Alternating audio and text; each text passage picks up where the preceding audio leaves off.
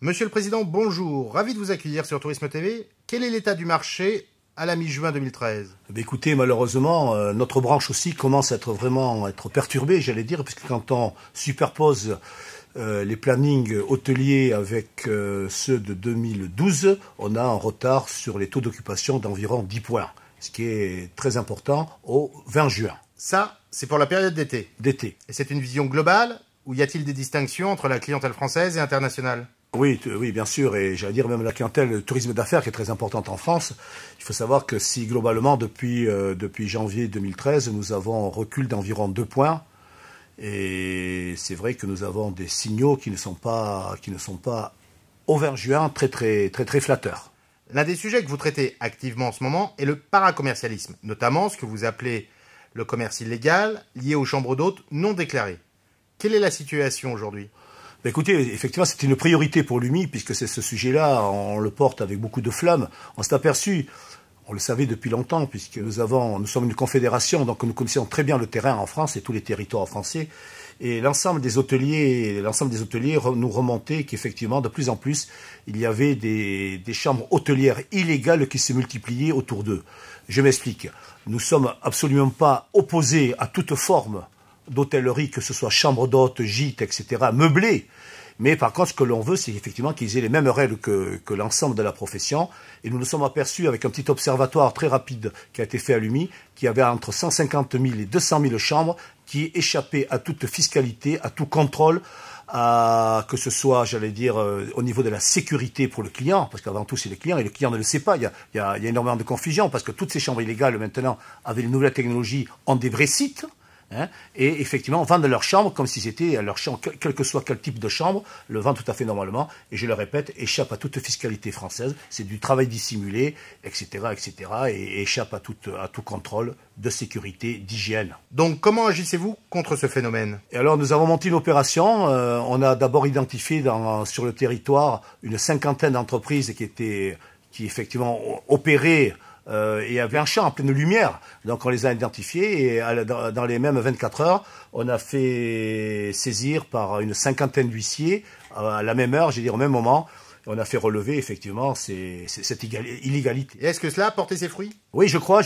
Bon, alors, bien sûr, la démarche on l'a pas arrêtée, cette démarche-là. Ça a porté ses fruits. D'abord, on a alerté les pouvoirs publics et on a alerté aussi l'opinion publique.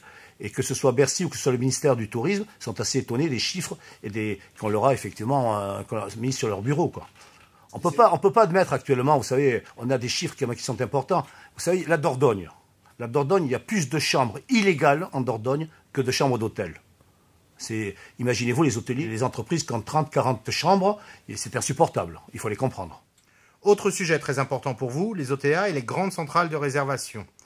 Aujourd'hui, comment envisagez-vous de traiter cette question et d'améliorer la situation de vos membres face à ces mastodontes? C'est-à-dire que les hôteliers, en général, on n'a pas vu arriver parce que c'était effectivement pour nous une source de joie, j'allais dire économique, et c'est une source incontournable actuellement. Et puis on n'a pas vu la menace qu'il y avait derrière. La menace, elle est terrible. La menace est terrible, je vais m'expliquer pourquoi. On n'arrive plus à maîtriser ce phénomène-là, c'est-à-dire l'hôtelier n'arrive plus à maîtriser donc, ce mastodonte, comme vous dites. Pourquoi? Parce qu'on est sur des commissions pour les hôteliers indépendants qui dépassent les 20%. Il faut savoir que ces 20%, ce sont sur du prix TTC des chambres, et échappent aussi totalement à toute fiscalité française. Alors, Booking, Expedia, voilà. Alors nous sommes en train de nous organiser, de dire qu'est-ce qu'on peut faire. C'est le pot de fer contre le pot de terre, et effectivement, on a 2 ou 3 idées, dont une sur Paris, par exemple, sur la plateforme parisienne, où on va monter un JE, et on va essayer de bloquer 400 ou 500 hôtels, et leur dire, voilà, est-ce qu'on négocie ou pas? Est-ce que vous êtes prêt à négocier d'abord sur les clauses et sur les taux de commission? S'ils nous ouvrent la porte, effectivement, on va commencer à discuter, et s'ils nous la ferment, eh bien, on enlèvera ces 500 hôtels parisiens pendant quelques semaines. Mais en même temps, ces OTA ont permis de rendre accessible un très grand nombre d'hôtels indépendants situés partout en France. Donc, ce sont des acteurs importants aussi.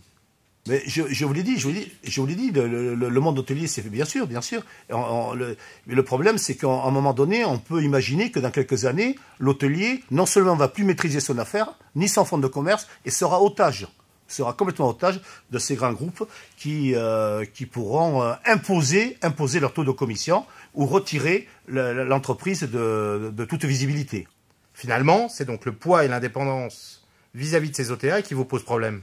Oui, et puis vous savez que dans les clauses, imaginez-vous que maintenant on vend des hôtels, enfin, ces organismes, ces sites marchands vendent des hôtels. Le site de l'hôtel n'apparaît plus. Le client, quand la chambre est vendue, il n'y a aucune identité, c'est-à-dire que l'hôtelier n'a pas l'identité ni du client. Enfin, je veux dire, c'est plus possible, quoi. Il faut vraiment ouvrir la discussion et reprendre les choses en main. Quelle vision avez-vous pour l'avenir sur ce sujet-là? Êtes-vous confiant?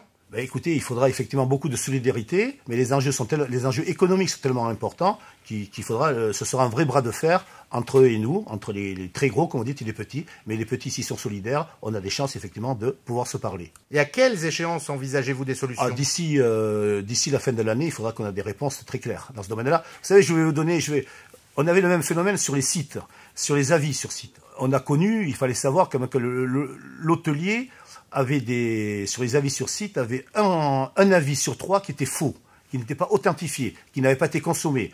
Et on a commencé à travailler avec TripAdvisor, par exemple, et puis effectivement, ils se sont aperçus qu'il y avait eu des excès énormes qui fragilisaient l'entreprise, qui fragilisaient l'hôtelier, et là, il y a une norme AFNOR.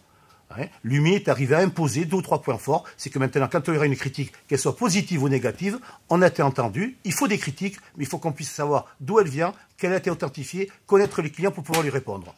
Donc vous avez des objectifs équivalents concernant ces OTA?